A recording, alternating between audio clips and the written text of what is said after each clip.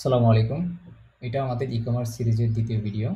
তো আজকের ভিডিওতে আমরা দেখব কিভাবে আমরা আমাদের প্রজেক্টটা সেটআপ করতে পারি। তো আমার ইন্ট্রো ভিডিওতে আমি বলেছিলাম যে আমরা React এর একটা ফ্রেমওয়ার্ক ইউজ করব Transtack Start।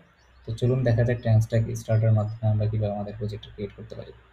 প্রজেক্ট ক্রিয়েট করার আগে আপনাকে অবশ্যই আপনার পিসিতে Node.js ইনস্টল থাকতে হবে এবং এটার মিনিমাম রিকোয়ারমেন্ট হচ্ছে 18।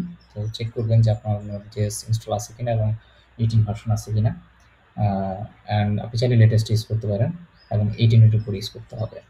অ্যান্ড আমি প্যাকেজ ম্যানেজার হিসেবে ইউজ করবো হচ্ছে বান। আপনারা চাইলে npm অথবা pnpm যেটা আপনাদের ভালো লাগে আপনারা সেটা ইউজ করতে পারেন। বান লিটল বিট ফাস্টার, সবচেয়ে ফাস্টার এখন, সো এই জন্য আমি বান ইউজ করতেছি। আর আপনি যদি tanstack.com এ যান তাহলে আপনি Tanstack স্টার্ট দেখতে পাবেন এবং Tanstack এর কিন্তু অনেকগুলা লাইব্রেরি আছে এবং এই লাইব্রেরিগুলো খুবই পপুলার লাইব্রেরি। তো Tanstack হচ্ছে React ইকোসিস্টেমের একটা মোস্ট পপুলার একটা জিনিস। তো আপনি এই যে তার মধ্যে সবচেয়ে পপুলার হচ্ছে Tanstack কোয়েরি, যেটা হচ্ছে খুবই এফিশিয়েন্টলি আপনি এপিআই কল করতে পারেন। তো অলমোস্ট এভরি প্রজেক্টে এটা ইউজ করা হয়। তো Tanstack মূলত ট্যানার নামে একটা ব্যক্তি আছে যিনি এই Tanstack এর ফাউন্ডার। তো চলুন দেখা যাক আমরা যদি Tanstack ডকুমেন্টেশনে যাই, সেখানে ডকুমেন্টেশনে যদি গেট স্টার্টে যাই, এখানে দেখতে পারতেছেন আপনি কিভাবে একটা Tanstack স্টার্ট প্রজেক্ট ক্রিয়েট করবেন। তো npm create Tanstack start latest দিলেই হচ্ছে আপনার প্রজেক্টটা ক্রিয়েট হয়ে যাবে। অ্যান্ড এখানে আপনি সুন্দর করে ওদের ডকুমেন্টেশনটা কিন্তু খুবই ভালো। আমি কিন্তু ডকুমেন্টেশন পড়েই শিখেছি। তো আপনারা চাইলে ডকুমেন্টেশনটা আমি রিকমেন্ড করবো, অবশ্যই আপনারা ডকুমেন্টেশনগুলো পড়বেন। অ্যান্ড যারা Next.js ব্যাকগ্রাউন্ডের আছে, তো তারা যদি Next.js থেকে তাদের Next.js প্রজেক্টটাকে যদি Tanstack-এ মাইগ্রেট করতে চান, ইজিলি করতে পারেন। খুবই সিম্পল, খুবই ইজি অ্যান্ড খুবই পাওয়ারফুল Tanstack স্টার্ট। আপনারা দেখবেন যখন আমরা করতে যাবো। তো চলুন আমরা প্রজেক্ট ক্রিয়েট করি। তো আমি যদি একটা প্রজেক্ট যদি ওপেন করি, অলরেডি আমার এখানে একটা প্রজেক্ট ইউজ করা ছিল, যা আমি এগুলা ডিলিট করে দিচ্ছি। আমি আপনাদেরকে শুরু থেকে দেখাচ্ছি। তো আপনি আপনার পছন্দ মতো একটা ফোল্ডার ওপেন করবেন। ফোল্ডারের মধ্যে আপনি আচ্ছা, আমার অলরেডি প্রজেক্ট একটা রান আছে। আপনি একটা ফোল্ডার ক্রিয়েট করবেন। আপনার যে ফোল্ডার আপনি আপনার কোডগুলো রাখতে চান, আপনি সেখানে আপনার ভিএস কোডে আপনার ওই ফোল্ডারটা ইউজ করবেন, অথবা আপনি চাইলে টার্মিনাল ইউজ করতে পারেন। তো আমি ভিএস কোড না ইউজ করে আমি উইন্ডসার্ভ ইউজ করতেছি। এখানে কিছু এক্সট্রা এআই ফিচার পাওয়া যায়। আপনি এখানে একটা বিল্ট ইন চ্যাট বক্স পেয়ে যাচ্ছেন, যেটার জন্য ছোটোখাটো জিনিস আপনি এখানে দেখে চাইলে তাকে দিয়ে করে নিতে পারেন। তো আপনি হচ্ছে স্মার্ট ওয়েতে কাজ করবেন। তো আমি যেটা বলতেছি যে আপনার ডেভেলপারের এক্সপিরিয়েন্সটাকে অবশ্যই আপনার বেটার করতে হবে, তাহলে আপনার কোডিং করতে ভালো লাগবে। তো যেসব জিনিস আপনি এআইকে দিয়ে করে নিতে পারেন, সেগুলো আপনি অবশ্যই এআইয়ের হেল্প নেবেন।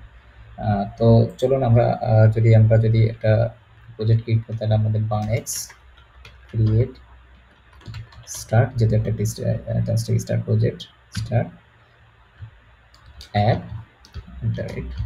লেটেস্ট। তো আপনি যদি npm ইউজ করে থাকেন তাহলে আপনি লিখবেন npx create start app latest। তো এখানে একটা মজার জিনিস হচ্ছে, আমি যদি এই কমান্ডটাই রান করি তাহলে কিন্তু আমার প্রজেক্ট ক্রিয়েশন শুরু হয়ে যাবে। বাট আমরা যদি ইউআই ইন্টারফেসের মাধ্যমে যদি করতে পারি, তাহলে আপনি ফ্ল্যাগটা দিতে হবে -ইউ। তো দেখবেন যে একটা সুন্দর ইউআই অলরেডি ওপেন হয়ে যাবে।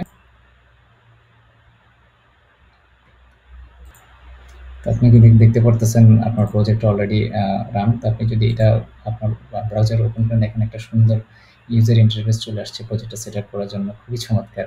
এটা আমি আসলে আর কোথাও দেখি নাই কোনো ইয়েতে। তো আমি রুট ফোল্ডারে আমার প্রজেক্টটা সেট আপ করবো, দ্যাটস ওয়াই আমি প্রজেক্টের নেম দিচ্ছি না। এখান থেকে আপনি হচ্ছে লিঙ্টার হিসেবে আমরা ESLint ইউজ করবো। আর আমি যে অ্যাডভান্সগুলো ইউজ করবো সেটা হচ্ছে আমরা ফর্ম ইউজ করবো, আমরা রিয়েক্ট কুইরি ইউজ করবো, আমরা ওয়ার্কপিস ইউজ করবো। তো আমরা যে অ্যাডনগুলো ইউজ করবো সেগুলো আমরা অলরেডি এখানে দিয়ে দিচ্ছি। সো এটা অটোমেটিক ওই রিলেটেড প্যাকেজগুলো অলরেডি ইনস্টল, আপনি এখানে দেখতে পারতেছেন প্যাকেজ.json আপনি কি সুন্দর দেখতে পারতেছেন। এখানে ইনস্টল করার আগে আপনি দেখতে পাচ্ছেন যে কী প্যাকেজগুলো আপনি আসলে ইনস্টল হবে, অ্যান্ড এখানে আপনার কী ফাইল আপনার প্রজেক্টে থাকবে সেগুলো আপনি এখানে দেখতে পারতেছেন। আপনি যদি বিটের config.ts এ যান, আপনি দেখতে পারতেছেন এখানে যে টেলিয়ন সিএসএস ইউজ করা হয়েছে, Tanstack স্টার্টার একটা প্লাগইন ইউজ করা হয়েছে, বিট রিয়েক্ট ইউজ করা হয়েছে, আমরা বিল্ডের জন্য নাইট্রো বিট প্লাগইন। তো যখন আপনার যে অ্যাডনগুলো দরকার, আপনি যখন অ্যাড করে আপনি স্যাটিসফাই দেন হচ্ছে আপনি বিল আপনার প্রজেক্টটা বিল্ড করার জন্য। তো বিল্ডের ধরে আপনি বিল্ড ইউর অ্যাপে ক্লিক করবেন, আপনার প্রজেক্ট বিল্ড শুরু হয়ে যাবে।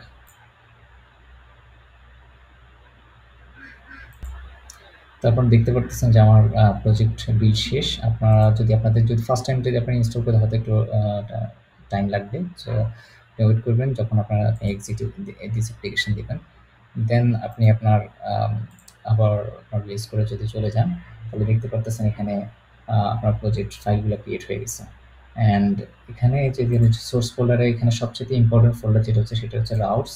এখানে আমরা এটা ইন ডিটেইলস আমরা আরেকটা ভিডিওতে প্রজেক্ট স্ট্রাকচার নিয়ে কথা বলবো। তো আপনি যদি ফর এক্সাম্পল আপনি যদি আপনার হোম পেজ ক্রিয়েট করতে চান, আপনার শপ পেজ ক্রিয়েট করতে চান, আমরা এখানে এসে একটা ফাইল এই রাউটস ফোল্ডারে এসে আমরা আমাদের মানে রুটগুলো ক্রিয়েট করবো।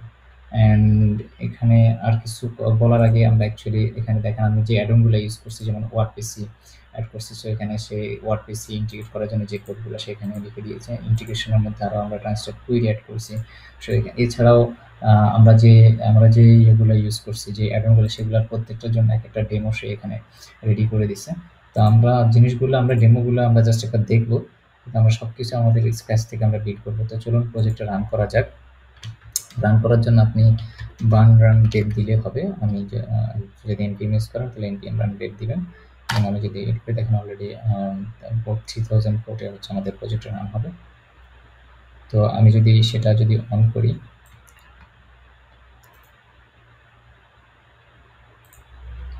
দেখেন আমি লোকাল হোস্ট অলরেডি একবার ছিলাম। ওকে, আমি যদি লোকাল সিস্টেম করি দেখেন সুন্দর একটা প্রজেক্ট এখানে জেনারেট হয়ে গেছে। তো দেখেন এই যে টেনস্টেক কুইরির একটা ডেট টুলসে দেখেন আপনি যদি কুইরি করে দেখেন আপনি সেখানে ওই জিনিসগুলো দেখতে পারবেন। অ্যান্ড যদি আপনি এখানে নেভিগেশনে যান দেখেন আমরা যেহেতু ফর্ম চুজ করেছি একটা সিম্পল ফর্মের উদাহরণ সে এখানে দিয়ে দিয়েছে। আপনি ধরেন টাইপ করলেন, সাবমিট হয়ে গেছে, ফর্ম সাবমিটেড। সো যে জিনিসগুলো এরপর হচ্ছে আপনার অ্যাড্রেস ফর্ম, আপনি এটা হচ্ছে ট্রান্সটেক ফর্ম ইউজ করে যেটা করেছে, একটা হচ্ছে নর্মাল ফর্ম, একটা হচ্ছে ট্রান্সটেক ফর্ম। দেন হচ্ছে ট্রান্সটেক টেবিল, দেখেন সুন্দর টেবিল এখানে চলে আসছে। দেন হচ্ছে সার্ভার ফাংশন, এপিআই রিকোয়েস্ট, এরপর হচ্ছে এসএসআর এর যে সার্ভার সাইড যে রেন্ডারিং জিনিসগুলো, ট্রান্সটেক কুয়েরি দিয়ে দেখেন আপনি এই জিনিসগুলো খুবই লাইভ হচ্ছে। দেখেন আপনি অ্যাড টু ডু দিবেন সাথে সাথে টু ডুটা চলে এসেছে। তো আমরা সব কিছুই ইন ডিটেলসে দেখবো। আর আগামী ভিডিওতে আমরা ইনশাল্লাহ আমাদের যে প্রজেক্ট স্ট্রাকচার সেগুলো নিয়ে আমি ডিসকাস করব। তো আমার কন্টেন্ট যদি আপনাদের ভালো লেগে থাকে তো অবশ্যই লাইক সাবস্ক্রাইব করবেন এবং যতটুকু পারেন শেয়ার করবেন, যাতে আমার এই ভিডিওগুলো সবাই দেখতে পারে, আরও মানুষের কাছে পৌঁছে যায়। তো দেখা হবে আগামী ভিডিওতে। আল্লাহ হাফেজ।